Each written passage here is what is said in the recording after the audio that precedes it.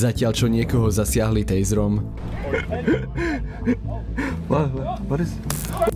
iní po napadnutí skončili v nemocnici.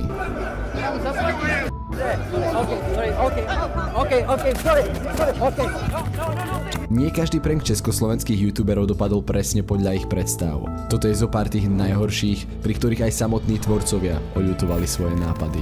Na čele z Viral Brothers, u ktorých to takmer skončilo tragicky.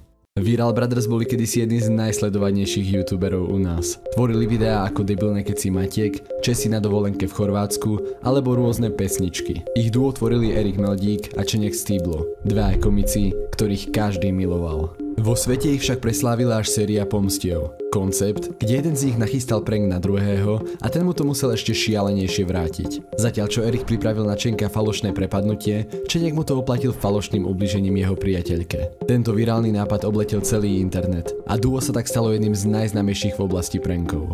Keď sa jedného dňa nachádzali v Amerike, na ceste ich vytočil arogantný zbohatlík vo svojom Lamborghini. Jazdil nebezpečne a počas jazdy im dokonca vulgárne nadával. To sa im pochopiteľne nepáčilo a tak sa rozhodli, že práve on bude obeťou ich ďalšieho videa.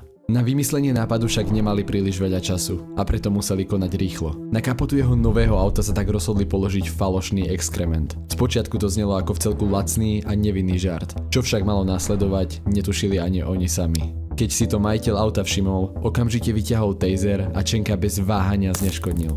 Erik v panike vybehol z auta a kričiac mu bežal na pomoc. It's a prank! Oh my gosh, it's a fake poop! Aj keď táto situácia mohla skončiť tragicky, Čeněk z nej našťastie vyšiel len s menším zranením. Ako predpokladali, nebezpečná reakcia prilákala tisíce divákov a video sa stalo jedným z najsledovanejších na ich kanáli. No ani to im nestálo za to, aby podobné nápady opakovali. Čeněk síce utrpel zranenie, no nakoniec sa mu nič vážneho nestalo. To sa však nedá povedať o Leošovi Marešovi, na ktorom zdanlivo nevinný žart zanechal traumu na celý život. Leoš Mareš je dnes jedným z najvplyvnejších moderátorov v Česku. Okrem televízie pôsobí aj ako rozhlasový moderátor v rádiu Európa 2. Práve tam sa jedného dňa stavil s poslucháčmi o svojej Ferrari Spider v hodnote vyše 8 miliónov korún. Stávka spočívala v tom, že ak ho niekto počas následujúceho mesiaca uvidí jazdiť v inom aute než v starožitnom Trabante, toto Ferrari získa. To však ešte netušil, že tento nápad neskôr oľutuje. Takhle, já věřím, že se to nestane samozřejmě, že o tom je ta sázka, že jo? Protože byl den učitelů, já jsem říkal, že kdybych nebyl moderátor, tak bych byl učitel. A Patrik, no a tom budeš jezdit ve Ferrari, ne? A říkám, ne, klidně v Trabantu, já jsem normální kluk z Berouna. Situáciu sa totiž rozhodol využiť Kazma, známy český influencer, ktorého ľudia poznajú predovšetkým ako tvár českej one-man show. Ide o prepracované pranky, ktoré často nesú istý morálny odkaz. Za týmto projektom stojí približne 30-členný štáb, čo zabezpečuje porovnateľne vyššiu kvalitu produkcie, od akej sme z bežného YouTube zvyknutí. Na Leoša si Kazma pripravil prank, ktorý podľa mnohých zašiel ďaleko za hranu. Rozhodol sa zinscenovať falošnú dopravnú nehodu priamo na ceste medzi Leošovým pracoviskom a jeho domovom. Na miesto postavil dve havarované vozidlá a veľkú drevenú kládu, ktorá mala preraziť čelné sklo jedného z vozidiel. Scénu taktiež doplnili dvaja profesionálni herci, jedna žena kričiaca o pomoc a druhý muž, ktorý bol zakliesnený vo vozidle. Leoša si plánoval odchytiť na ceste do práce a donútiť ho presadnúť do tohto havarovaného auta. Cúvnuť s autom bola totiž jediná možnosť, ako pána vedel zachrániť. A to sa mu aj podarilo. Keď išiel Leoš okolo, ani na sekundu nezaváhal a s autom naozaj cúvol. Čo však potom následovalo, ani zďaleka nečakal. V sekunde sa za ním vybral celý štáb na čele s Kazmou, ktorý ho pohotovo uviedol do celej nafingovanej situácie. Leoš to vtedy pod vplyvom panického stresu nedokázal ani poriadne pochopiť. A tak sa jednoducho vybral do práce, kam mal aj pôvodne namierené. No ako čas plynul, napätie sa začalo stupňovať. Kazma sa v najbližších dňoch nezastavil a začal na Leoša vyvíjať tlak, aby mu odovzdal Ferrari, ktorému podľa neho patrilo. Leoš sa však cítil byť oklamaný a zneužitý v situácii, v ktorej sa len snažil pomôcť. Bál sa, že by mu to mohlo zničiť kariéru a preto sa rozhodol celú situáciu vysvetliť aj svojim divákom. Já jsem zachraňoval lidský život, tam prostě paní mi něco říká, to si mi měl jako říct, že jo, promiňte, já nemůžu zachránit ten lidský život, já prostě si nesmím sednout za volant jinýho auta a nemůžu tak 10 cm cuknout autem. Chtěl jsem se prostě s tím svěřit, no. Fanúšikovia sa rozdelili na dva tábory. Jedni kritizovali Kazmu za zneužitie Leošovej ochoty a druhí, ktorí to celé vnímali ako súčasť kampane na podporu Leošovej show, ktorá sa mala uskutočniť iba deň na to. Vlna kritiky bola naozaj silná, no Kazma neplánoval ustúpiť. Chcel auto predať a peniaze použiť na dobrú vec. Leoš s tým však nesúhlasil a namiesto toho mu ponúkol možnosť zapožičania tohto Ferrari spolu s darom vo výške 1 milión korún pre Kazmovú nadáciu. Tento návrh sa však Kazmovi vôbec nepáčil. O 2 mesiace neskôr sa diváci konečne dočkali rozuzlenia. Kazma predstavil novú one-man show, v ktorej odhalil pozadie celej tejto situácie. Vo výsledku išlo údajne o kampaň, ktorej cieľom bolo poukázať na to, že len jeden z 10 vodičov pomôže pri dopravnej nehode. Kampaň vznikla s podporou ministerstva vnútra a mala zároveň poukázať na Leošovú ochotu pomôcť. To znamená, že vy vlastně jdete od vrchu. Vy si první najdete zajímavé téma a pak k tomu tématu začnete dovytvářet nějaký ten příběh, o kterém to natočíte. Tady ten prvotní nápad byl, hele, Leoš jezdí Trabantem, pojďme vymyslet způsob, jak ho můžeme vytrolit. Leoš to však tak pozitívne nezobral. Kazma chcel to Ferrari, strašne ho chcel. Vďaka mojej stávke sa mu naskytla možnosť, ako získať skvelý obsah pre svoju ďalšiu show. Vymyslel k tomu charitatívny podtext a dal sa do práce. V závere tvrdí, že Kazma počas leta pôvodný plán videa zmenil a premenil ho na dobročinnú kampaň. No podľa Leoša to pôvodný zámer nebol a auto skutočne chcel. Zároveň poznamenal, že jeho ponuka darovať 1 milión korún Kazmovej nadácii sa do výsledného videa vôbec nedostala. Kazma sa obránil tým, že od začiatku vedel, že auto má Leoš len na leasing a preto na ňo mohol tlačiť, keďže vedel, že mu ho aj tak nemôže dať. Toto však mnohí vnímali len ako snahu zachrániť situáciu. Kazma vůbec to auto nechtěl. Vypadá to, že o to tam vůbec nešlo. Existují nepřímý důkazy o tom, že to není úplně tak, jak se nám to Kazma snaží v té one man show ukázat. To je otázka, jak to, že tam všichni mají prostě kraťasy a jsou v letním oblečení, přestože v době, kdy se to mělo točit, tak venku bylo nějakých 17 stupňů. Jo. No a taky je tam trošičku spekulace, která se teda řeší, a to je to, že mají na stole Red Bull, který údajně v té době nebyl v prodeji v České republice. K celej kontroverzii sa vyjadril aj český youtuber Kovy, ktorý to považoval za prešľap zo strany Kazmu. Leoš vyhlásil stávku na auto, ktorému nepatrí, a Kazma s Markusom urobili prešľap, ktorý sa celú epizódu snažili zachrániť dotáčkami. Zbytočná nehoda troch influencerov, u ktorých sa zastavuje až príliš veľa ľudí. Všetko to nakoniec utichlo, no traumatický zážitok z nehody Leošovi ostal dodnes. Hoci bol tento prank už trochu za čiarou, fyzickú zdravotnú újmu mu nespôsobil. To sa však nedá povedať o youtuberovi PPP Peter, ktorý v rámci jedného pranku takmer oslepil svojho kamaráta. PPP Peter je známy slovenský cestovateľský youtuber, ktorý natáča dokumenty z rôznych krajín sveta. Avšak nebolo tomu tak vždy. Začiatky jeho kariéry tvorili vtipné videá s kamarátom Ľudom na ich spoločnom kanáli Shy Chickens. Hoci bol tento kanál aktívny len krátko, divákov si získal veľmi rýchlo. Jedného dňa sa však Peťo rozhodol odbočiť od štandardnej tvorby a vyskúšať vtipný prank na Ľuda. Ľudo mal slabší zrak a často nosil okuliare alebo kontaktné šošovky. Peťo sa rozhodol túto skutočnosť využiť a na jednu z ľudových šošoviek nasypal tretie najpalivejšie korenie na svete, ktoré malo vyvolať extrémne štiplavú reakciu v jeho oku. Toto korenie údajne obsahuje až 1 milión skovilových jednotiek. Aby toho nebolo málo, šošovku zároveň potrel aj druhou najpalivejšou papričkou na svete. Keď si Ľudo túto šošovku nasadil, reakcia sa dostavila okamžite. Jau, čo ti Jau. Spočiatku sa na tom Peťo zabával. To mal budiol, som ti budiolky, ja tu to nemôžem tak strašne štípať. No keď bolesť neprestávala, začal sa o zdraví svojho kamaráta naozaj obávať.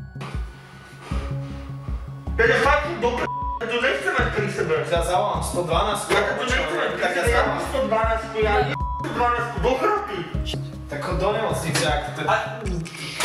Ti zapáš na všetko. Čo povieš, že nejaký mi oka najebal štipla, tak to povieš. Dráždivá reakcia v Ľudovom oku bola natoľko silná, až musel ísť na pohotovosť. Našťastie to dopadlo dobre a oko sa mu podarilo zachrániť, no celý incident mohol dopadnúť o mnoho horšie. Hoci aj tento nápad zbudil veľkú pozornosť, mnohí diváci to označili za prekročenie hraníc. Chápem, že si chcel pobaviť, ale toto bolo naozaj moc. Raz som ochutnal jolokiu a mal som pocit, že ma niečo opaľuje zvnútra. Neviem si predstaviť tú bolesť mať to v oku. Toto si naozaj prehnal. Aj keď Peťo Ľudovi takmer spôsobil vážnu újmu na zdraví, do väzby sa za to nedostal. To však neplatí pre youtubera Mike je pán spolu s jeho kamarátmi, ktorých za svoje kontroverzné nápady zatkla armáda Českej republiky. Mike je pán je youtuber známy pre rôzne konflikty s políciou či samotným zákonom. Tentokrát sa rozhodol podporiť svojich kamarátov v nápade na prank, v ktorom sa prezlečú za moslimov do tradičných hábitov a vydajú sa do ulic sledovať reakcie ľudí. To by samo o sebe nemuselo byť až takým problémom, avšak rozhodli sa situáciu okoreniť tým, že budú pôsobiť nebezpečne a tváriť sa, že majú v batohu bombu. Celé sa to navyše odohrávalo v období, keď bol vyhlásený prvý stupeň ohrozenia terorizmom. A preto to u ľudí nevyvolalo žiadnu inú reakciu, len paniku a strach. Na miesto musela byť privolaná polícia spolu s armádou Českej republiky. Youtuberi skončili celý deň vo väzbe, boli vypočúvaní protiteroristickou jednotkou a dokonca aj obvinení za šírenie poplašnej správy a teroristické správanie, ktoré zbytočne vystrašilo bežných ľudí. Aj keď boli nútení viaceré zábery vymazať, to, čo sa im podarilo zachrániť, Mike neskôr zverejnil na svojom YouTube kanáli. Tam ich však nečakalo nič iné ako ostrá vlna kritiky. Zatiaľ čo niektorí diváci očakávali rôzne konflikty s rasovým podtónom, dočkali sa len trápneho videa, v ktorom dvaja mladíci zbytočne stresovali bežných ľudí v nákupnom centre. Mnohí to označili taktiež za úbohý a zbytočný prank.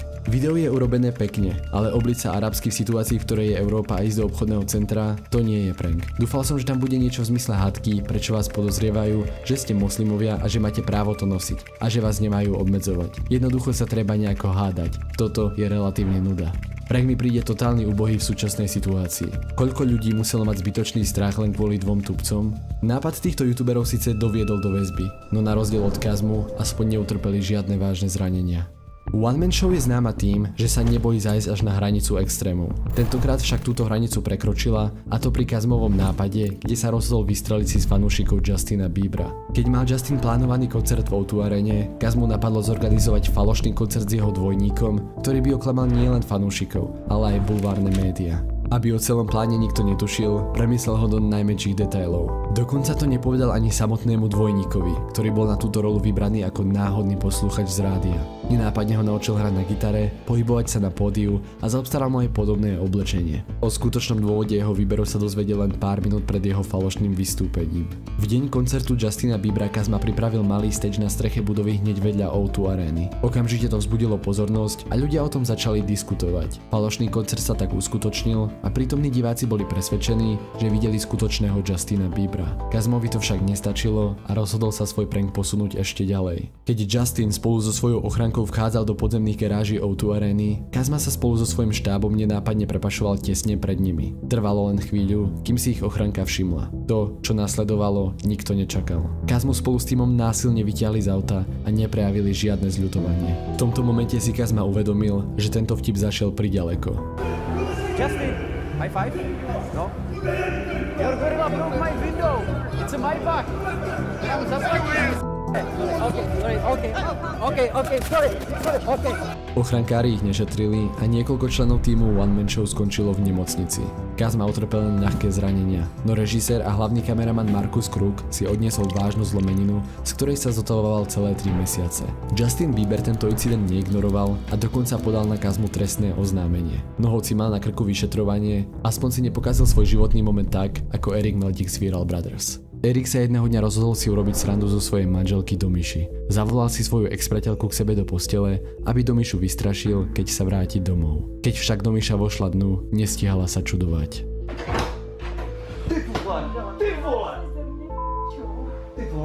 Ty vole. Ne, to není.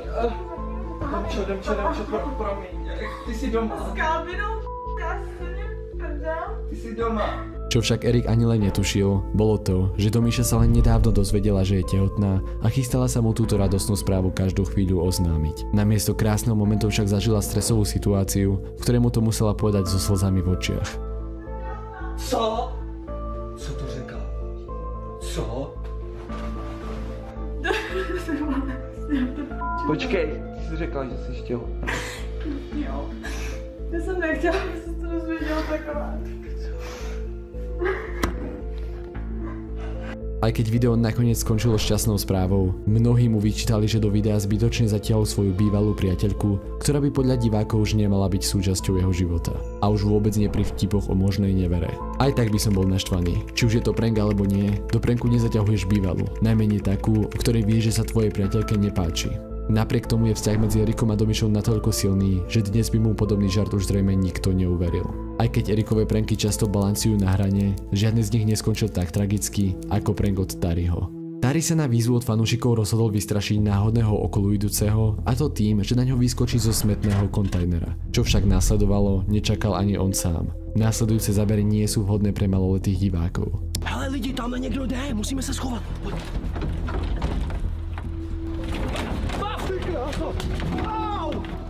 Jau!